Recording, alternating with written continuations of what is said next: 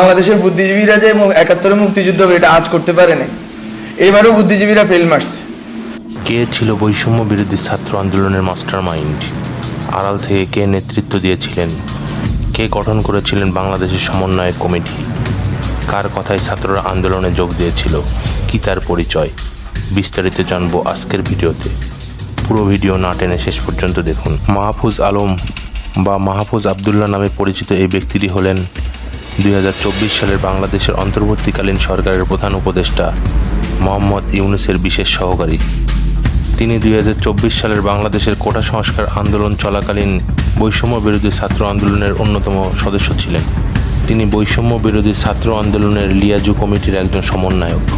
মাহফুজ আলম ঢাকা বিশ্ববিদ্যালয়ের আইন বিভাগের ২০১৫ ও ১৬ শিক্ষাবর্ষের ছাত্র। তার বাড়ি লক্ষ্মীপুর জেলার রামগঞ্জ উপজেলার ইসাপুর গ্রামে। তিনি ঢাকা বিশ্ববিদ্যালয়ের একজন মেধাবী শিক্ষার্থী। তাকে বৈষম্য বিরোধী ছাত্র আন্দোলনের মাস্টার মাইন্ড বলে আখ্যায়িত করা হয়েছে। জানা যায়, বিগত সময়ে বৈষম্য বিরোধী ছাত্র আন্দোলনের যত কর্মসূচি দেওয়া হয়েছিল তা আড়াল থেকে নেতৃত্ব দিয়েছিলেন এই মাহফুজ আলম। বৈষম্য বিরোধী ছাত্র আন্দোলনের প্রতিটি ক্ষেত্রে আড়াল থেকে মুখ্য ভূমিকা পালন করেছেন তিনি। আন্দোলনের প্রথম থেকে শেষ পর্যন্ত ঠান্ডা মাথায় মাস্টার মাইন্ড গেম খেলে দ্বিতীয়বার স্বাধীনতা এনে দিয়েছেন বাংলাদেশের মানুষকে। এক বিন্দু পরিমাণ ভুল ছিল না তার। সত্যিই তার বুদ্ধিমত্তার তারিফ না করলেই নয়। তবে বাংলাদেশের বুদ্ধিজীবী ও গোয়েন্দা সংস্থার ঊর্ধ্বতম কর্মকর্তারা একটু হলেও আন্দাজ করতে পেরেছিলেন এই মাস্টার মাইন্ড সম্পর্কে।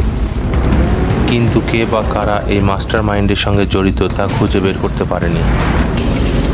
পরিশেষে তার মাস্টার মাইন্ডের কাছে হেরে গিয়ে দেশ ছেড়ে পালিয়ে গেলেন শেখ হাসিনা। চ্যানেলটি অবশ্যই সাবস্ক্রাইব করে রাখবেন পরবর্তী ভিডিও পাওয়ার জন্য।